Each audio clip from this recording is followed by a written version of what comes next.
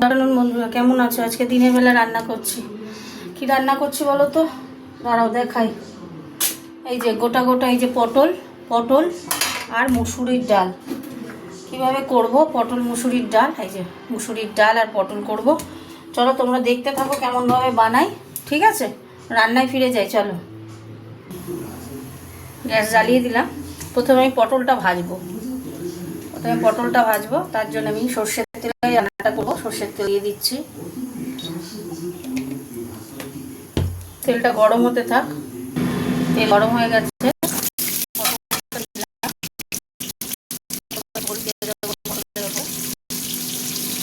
Golden গন্ধের ছাড়া হবে।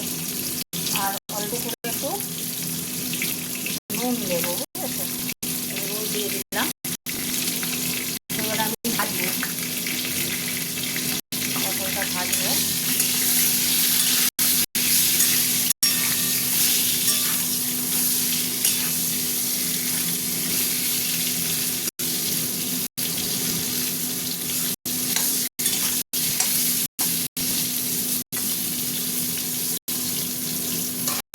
ভাজা হতে থাক। পটলগুলো ভাজা হয়ে গেছে। এটাকে গোল্ডেন গোল্ডেন কালারের ভাজা হয়ে গেছে। পটলগুলো তুলে নিই।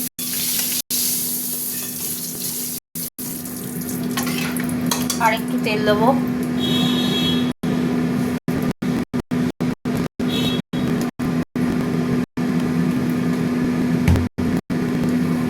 তেলের মধ্যে একটু মিষ্টি দিতে হবে।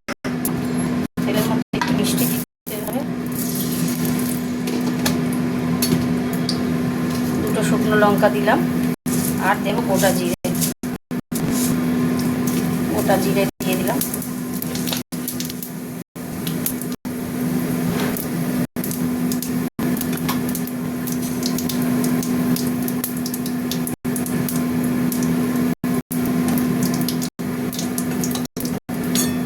এবার দিয়ে দেবো পেঁয়াজ।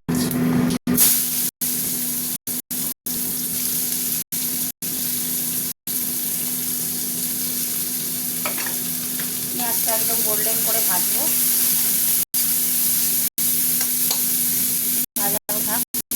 পেঁয়াজটা গোল্ডেন করে ভাজা হয়ে গেছে। টমেটো দিয়ে দিচ্ছি। টমেটোর সঙ্গে একটু নুন দেবো, কারণ টমেটোটা নরম হবে না। দিয়ে দিলাম। টমেটোটা নরম হতে থাক। এবার একে একে মশলাগুলো দেবো আমি, বুঝেছো? এই যে আদা রসুনের পেস্ট দিলাম। আচ্ছা, এবার দেবো হলুদ গুঁড়ো। এটা দিচ্ছি। ধনে গুঁড়ো দেবো, লঙ্কা গুঁড়ো, আর দেবো জিরে গুঁড়ো। এবার এই মশলাটাকে একটু কষবো। পরে আবার ডালটা দিয়েও কষবো। হতে থাক মশলাটা, যেন কাঁচা মশলা যেন গন্ধ না বেরোয়। মশলাটা ভাজা ভাজা হতে থাক। একটু সামান্য জল দিই, তাহলে মশলাটা ধরে যাবে।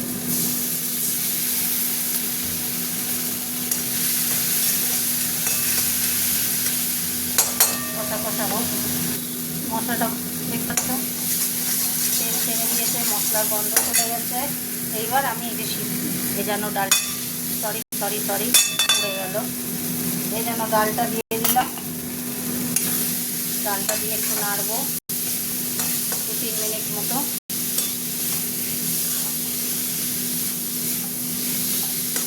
এটা একটা নতুন রেসিপি তোমার সাথে দেখালাম। হতে থাক। ডালটা 2 মিনিট ভাজা হয়ে গেছে। এবার জল দিয়ে দেবো। জল দিয়ে দিলাম।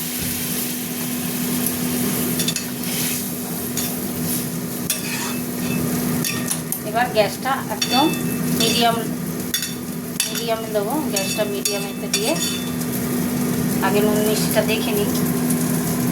নুন দিতে লাগবে।